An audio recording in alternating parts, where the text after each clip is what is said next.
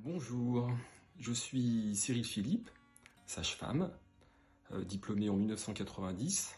Je fais partie des premiers hommes sages-femmes en France. J'ai travaillé 10 ans, au tout début de ma carrière, dans un centre hospitalier universitaire à Lyon. Ça a été une étape importante. J'ai appris à l'hôpital le travail en équipe pluridisciplinaire, ça m'a beaucoup plu. Ensuite, j'ai appris le sens de l'urgence. Donc ça a développé mes capacités d'adaptation et de réponse. Et puis j'ai appris la rigueur à l'hôpital. Et ça, c'est quelque chose qui est très utile dans notre métier de sage-femme. Mais par contre, j'avais une frustration à l'hôpital. J'avais ce sentiment de passer à côté une partie de ma mission, dans le sens qu'on me proposait que des tâches transversales. Je faisais 1 an de salle d'accouchement, 1 an de suite de couche, 3 ans de consultation.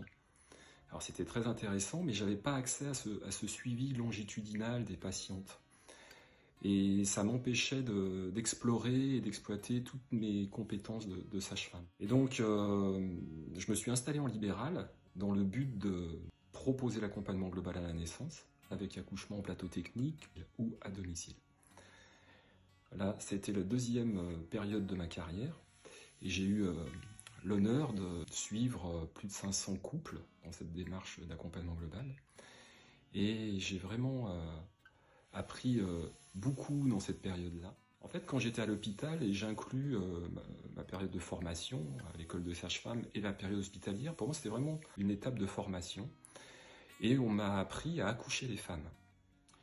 Et ça tombait plutôt pas mal, puisque la plupart des femmes à l'hôpital me demandaient de les accoucher, parce qu'elles ne se sentaient pas compétentes, et elles pensaient que moi j'étais plus compétente qu'elles pour les accoucher. Et puis, en libéral, en proposant l'accompagnement global, la demande a changé. Et les couples qui venaient me voir ne demandaient pas de les accoucher, mais de créer les conditions, de les sécuriser pour qu'elles puissent mettre elles-mêmes leur bébé au monde. Et à partir de là, je n'étais plus accoucheur. Je me suis transformé d'accoucheur à passeur, facilitateur. Et j'ai énormément appris des femmes.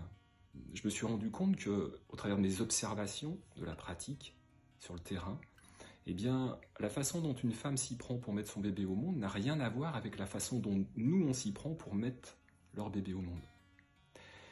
Et j'ai toujours été passionné par la physiologie, et là j'étais vraiment à la source. Donc j'ai pu observer, comprendre, remettre en question. J'ai découvert des phases que je ne connaissais pas de l'accouchement, notamment la phase de réflexe de démoulage du bébé. J'ai découvert toute l'importance de la mobilité dans l'accouchement. Parallèlement à cette installation libérale, je me suis formé à l'eutonie. Et ça a été révolutionnaire dans ma vie personnelle, ça m'a beaucoup apporté, ça m'a permis de me recentrer, d'être beaucoup plus dans ma corporalité, les pieds sur terre.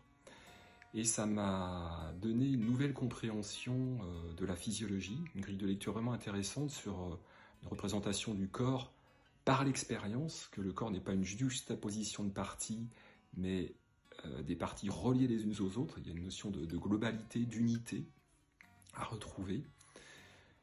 Et donc, ça m'a vraiment nourri personnellement et donné une nouvelle compréhension de la physiologie de l'accouchement. Au contact des couples, des bébés, j'ai vite compris aussi que finalement la partie corporelle était la partie visible, mais qu'elle était en lien direct et fortement influencée par toute une partie psychique invisible. Là où j'en suis dans ma compréhension aujourd'hui, c'est l'importance de la notion de consentement.